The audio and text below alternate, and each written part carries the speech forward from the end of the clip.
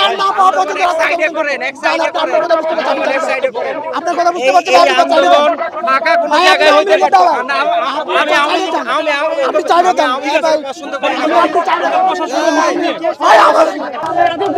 কথা বলতে আসলে তাদেরকে কেন বলতে দিচ্ছে না? তাদেরকে আওয়ামী লীগ ট্যাগ কেন? না, এটা আওয়ামী লীগ ট্যাগ দেওয়ার কোনো অপশন নাই। যারা ভোগান্তির কথা স্বীকার করবে আপনারা সেটা নিতে পারেন, তার কোনো অপশন নেই।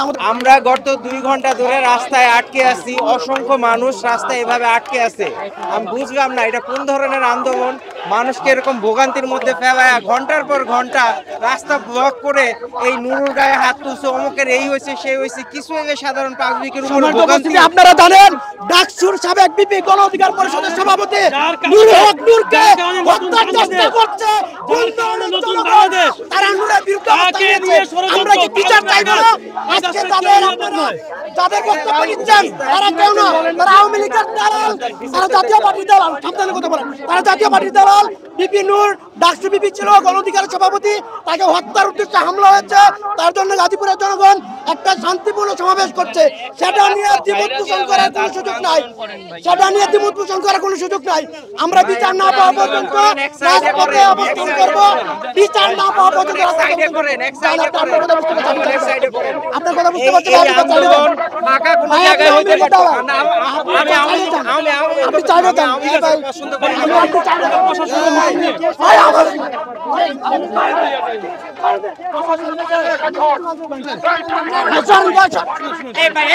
আপনারা জানেন গণ অধিকার সভাপতি বিপি নুরুল হক নূরের উপরে অতর্কিত হামলা হয়েছে।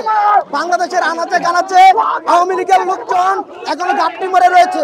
আমাদের শান্তিপূর্ণ আন্দোলনকে বানচাল করার জন্য তারা সাধারণ মানুষের ন্যায় রাজপথে আসে বিশৃঙ্খলা সৃষ্টি করার অপচেষ্টা করছে।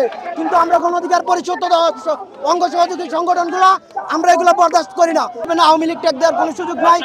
আওয়ামী লীগ যারা আওয়ামী লীগের রক্ত তাদের শরীরে রয়েছে তারা গণ অধিকার পরিষদকে সহ্য করতে পারে না, তারা বিপি নূরকে সহ্য করতে পারে না।